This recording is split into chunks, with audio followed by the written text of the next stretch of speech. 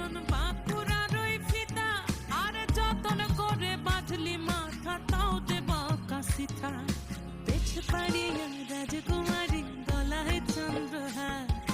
দিনে দিনে বাড়ছে তোমার চুলেরই বাহার মেদিনীপুরে রায়না চিরন বাঁকুড়ার ওই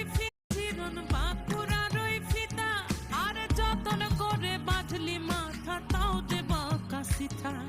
পেছ পাড়িয়া রাজকুমারী